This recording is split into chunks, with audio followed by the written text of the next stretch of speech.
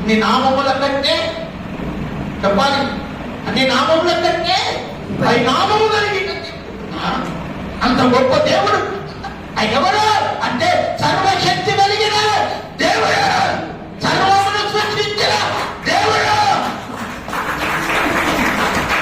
ఎవరైనా సర్వశక్తి కలిగిన దేవుడు, సర్వమును సృష్టించిన దేవుడు. అలా ఈ రోజు అనుభవిస్తున్నామంటే ఆయన కృప, ఆయన కృప.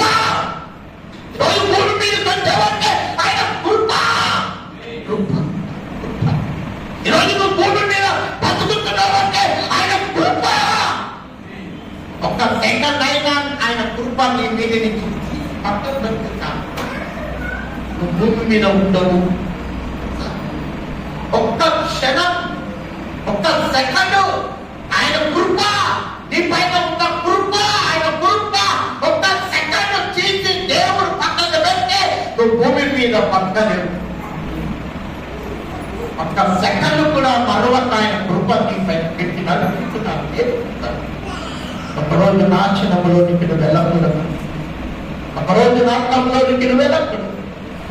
మా అలాంటి దేవుడు ఉమ్మి వేసినట్టు కరోనా దెబ్బలు కొడుతుంటే అమ్మా ఆఖరిగా ఉన్న ఆ మేకు ఆ కరోనా మేకాలు కొడుతూ ఉంటే ఆ కండ కూడా అలా వీక్కొని వచ్చింది.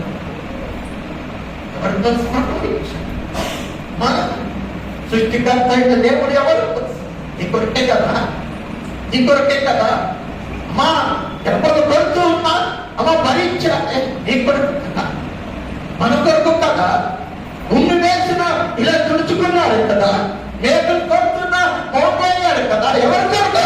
నీ కొరకు, నా కొరకు కదా. దేవుని బిడ్డ ఈరోజు ఏ అనుభవం, దేవుని బిడ్డ ఇలాంటి గొప్ప కార్యాలు చేస్తే, దేవుని దేవుడిని రక్షిస్తే, దేవుని బిడ్డ ఈరోజు దేని కొరకు నువ్వు బ్రతుకుతున్నావు, దేని కొరకు నువ్వు జీవిస్తున్నావు. ఇలాంటి దేవుని బిడ్డలారా ఆఖరి వంట వరకు తన రక్తాన్ని తాగకపోతే, తన ప్రాణమునే బలియాగకుండా నీ కొరకు, నా కొరకు దేవుడు త్యాగం చేస్తే, దానం పోస్తే, ప్రాణమే నీ కొరకు దానం పోస్తే,